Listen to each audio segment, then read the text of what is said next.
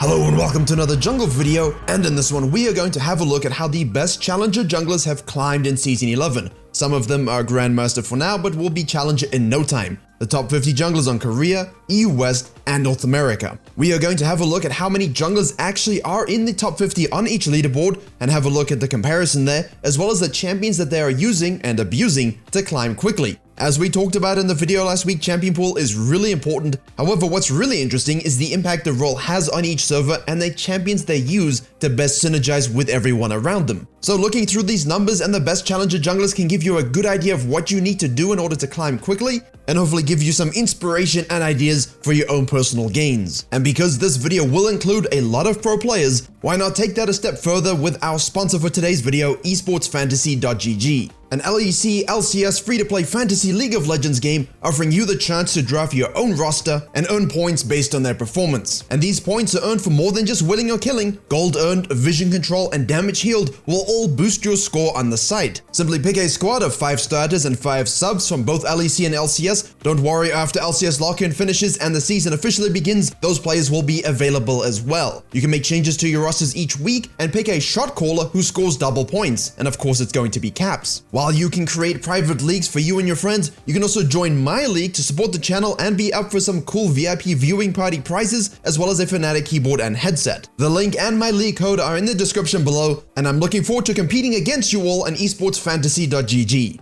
And now without hesitation, let's begin. Right, first up on the EU West server, it's worth noting that jungle has 12 out of the top 50 positions, the most there is, very closely behind mid and ADC with 11, top with 9, and support with 7. This is interesting, a very nice distribution among all the carry roles. Although please note that just 2 days ago this was 10 junglers and not 12. It means during this early season climbing phase you're going to see some fluctuations. Obviously it might change even next week, but this is just a good indication that mid, ADC, and jungle have the best carry potential in challenger right now. Also, everyone complaining about support power, look at this. ADC itemization is absolutely insane. Gale Force is an item that exists and exists better than almost anything else. Hence that 30-second nerf to its active coming through this patch. But the jungle impact is to be noted. Now obviously you have a champion problem if all of these 12 are using the same champions. And EU West is known for having certain strong carry junglers, things like Agurin, Selfmade, Kirei. They always do very well and basically sit atop the challenger ladder for almost the whole season, unless they're not forcing Doublelift into retirement on the world stage. Out of the top 3 played from these 12 junglers on EU West, Taliyah shows up 5 times, Lilia 4, Olaf, Karthus, Graves, and Ivan 3 times apiece. Nunu, Nidalee, Echo, and Hecarim all show up twice, followed by Kha'Zix, Elise, Kayn, Skarner, Rengar, Lee Sin shows up, and finally Kindred. And the Kindred win rate on roulette there is actually kind of unnatural, good thing for Kindred mains, and the champion is seeing a little bit of a resurgence at the top tier level of play using that range component, the scaling component, but it is surprising to see them only show up once. The jungler leading the way in Taliyah, that's not surprising whatsoever. Even that little movement speed nerf, it didn't really do anything. You're still faster than everyone else, the damage is still absolutely ridiculous. It's even borderline comedic. But the buffs to the AP atomization really did slingshot Karthus back into the meta. He was already doing much better. However, you add raw AP to a champion that spams abilities in that queue and has a global ultimate, good things are gonna happen. Good things. The note on our junglers here is that Agurin plays Kha'Zix the most, then Elise, then Kayn. I don't think anyone is surprised, but he is the only Kha'Zix player on this list. While the champion is still unnaturally strong for the majority of players, it's interesting to note that he is not being used and not finding success at the highest levels of play. Then again, remember, if something doesn't work for the top 0.001%, it doesn't mean they're bad. Things like Echo have always found good success on EU West. We've got things like Echo the Nico.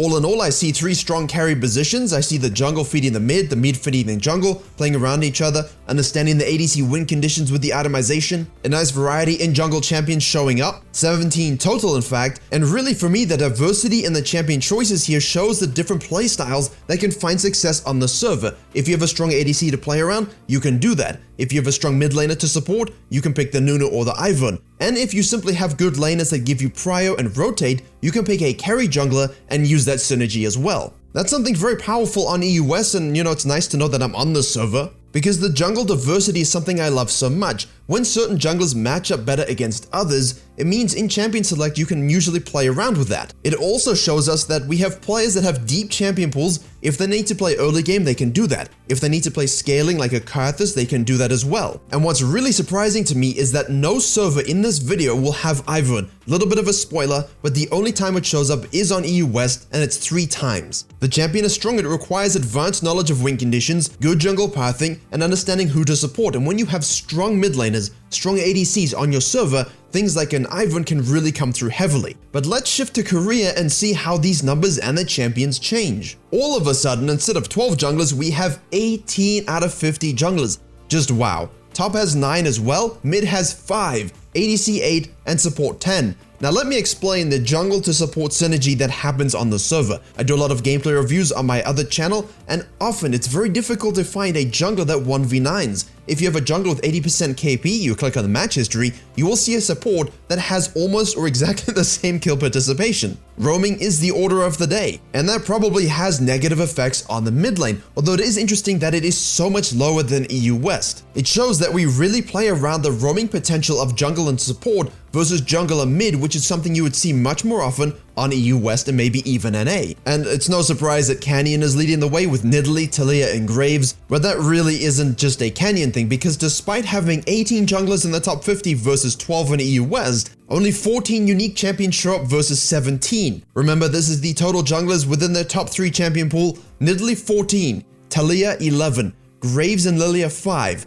Lee Sin 4, Pantheon, Olaf, Karthus, and Hecarim all twice, followed by Kayn, Jarvan, Udyr, Rek'Sai, and a lone Echo. How interesting that after the first round of nerfs we had a little while back, everyone was basically burying her and setting up annual funeral arrangements. Korea probably didn't even notice, and now everyone's going to say, hold up a second, low ping environment, animation cancels, it's just a perfect synergistic existence. Yeah, it's not just that, it's about the playstyle. Junglers will play around lanes hyper-aggressive early, and if they're not doing that, they're removing the enemy jungler from the game. And the best way to do that is to play Nidalee and to do her well. Big brain early game pathing, we talked about that in the last video. Using the fact that you can invade at any given moment. Using the fact that if things don't go your way, you can still have a supportive component with your Moonstone buy. And the fact that when you take a roaming support, you take a roaming invading carnivorous jungler Nidalee, fuse them together on one server, you're gonna get fed almost every game as long as your strategies work out well. And then, of course, the fact that Korea is known for just opening when a game is unwinnable. What this tells you is that laners not only, when they get a lead from a jungler, know how to use it and therefore increase the lead on the map and on objectives, but also play a little bit for their jungler in terms of the perma-skirmishing. If you've watched any Korean VODs lately, you see they fight a lot. If something breaks out over the crab, they rotate, even at their own expense. If something breaks out over an enemy buff, the support is there to help, the mid laner will rotate, and the Shen will ult. Unlike in my games where Shembot would probably do a better job. This is not a farming AFK jungle, although she farms very quickly. She rinses those camps very quickly. She gets level leads over the enemy jungler faster than almost anyone else. It's that when you have good tracking, good laner support roams, you become absolutely suffocating with this champion. So the fact that Nidalee is basically boosting all of these junglers in the top 50 is not only indicative of their own personal jungling success, but also how laners and junglers work together to get these leads. And that's why Taliyah has a very high play rate as well, because she's able to do this with her damage, with her movement speed ability, with the fact that you can full clear, or you can red side gank, or you can full camp gank, or you can invade. You really have total map control with both of these junglers. You obviously need the map knowledge and the mechanics to pull them off successfully, but really you've got those kind of junglers plus a whole bunch of strong early game powerhouses. Things like a Lee Sin, Pantheon, Olaf, they dominate so well. And you might think, well, wait a second, Taliyah scales. Yes, she does, and you've also got the Lilia and the Karthus showing up with the same kind of playstyle. And yes, bear slapping Udyr fans, that is DRX Pioshik who pulled this out not only in an LCK win, but also to slap him in the top 50 on the Challenger ladder in Korea. His most played are Lee Sin, Udyr, and Taliyah. Now remember, what makes a strong jungler is a jungler that understands win conditions from the enemy jungler's perspective, as well as their own personal lanes. What do we want to accomplish in order to win, and how can I get to that as fast as possible? Hence the Nidalee. But as we move to North America, we have a drastic shift in the composition of our top 50. Jungle only shows up 9 times, top 12, mid 11, ADC 10, and support 8. And with these 9 junglers, we have a total of 11 unique jungle choices. Honestly, this is very interesting. Korea's use of junglers and understanding to play around them, and the jungler's ability to understand lane states really impacts the nature of the role at the top of the ladder. We do not see the same presence on North America. Nikon is at the top with the fiddlesticks. That's basically historical data at this point. You've got Charismite throwing in the cane, basically, 2-1 tricks. But overall, Hecarim shows up 5 times, Nidalee 4, Olaf 3, Kindred, Lilia, Elise, Graves all twice, finished off with our fiddlesticks, Lee Sin, Kayn, and Talia. So, champions that can rotate very quickly or run you down, things like Olaf and Hecarim, they see much more success on North America. The biggest thing for me is that Nidalee has more success here on NA, even than on EU West, where instead of having core champions that dominate the whole server, there's a lot of jungle variety and matchups and playstyles that work. The overall champion pool of the NA server seems to be solid. There's nothing really surprising other than for me the Hecarim showing up so much. But with top lane really having more impact than the other servers, you could hypothesize that they play more for their lane than for the jungler. And this is something that you will hear people like Tarzan complain about quite often. In NA, the laners don't play for their jungle, whereas in Korea they do. On EU West they do, just not as much. There's also a lot of strong mid players that control the tempo in solo queue and get that support from, the support and the jungle as well. The fact that you see a lot of NA players on Twitter complaining about the jungle role, yet it is completely underrepresented in the top 50, where mid, ADC, and top have way more impact. That's because if you don't have Prio and your jungle can't get fed, well, they get shut down now, especially by scaling ones that just get to exist. Hint hint, Fiddlesticks and Lilia. So while junglers might complain about their laners not playing for them, I don't think the NA junglers exactly understand lane matchups either. We could even use that Nightblue example when he was Echo versus Nidalee, and he had a Yone against a Lucian. Lucian mid versus melee means he's gonna have Prio, which means the Nidalee is gonna look to invade you, and also allows you to understand, hold up, I'm not going to have mid prio, I need to make sure against an aggressive jungler such as Nidalee who's going to invade, that I need to shift my expectations over rotations due to the matchup nature of the solo lane. And that's why those hyper-aggressive junglers like Nidalee are so popular in Korea, because if you don't have lane prio, you can still manage to do these things and get out. At the same time, they recognize these things a lot more often, at least from my own scouting. But nonetheless, an interesting discussion to have, an interesting look at the leaderboards, the champion pools, and which playstyles work best on each server. Jungle definitely really OP in Korea, not OP on NA, and on EU West, hanging out with the mid laners and ADC players. Hopefully you got a good idea of champion pools you can use to climb quickly and what your server is best at. Sometimes it's nice just to look at the data, report it, and try and understand the game in a different way. Please do like, share, and comment if you enjoyed and maybe even learned something. Please don't forget to join me on Esports Fantasy as well.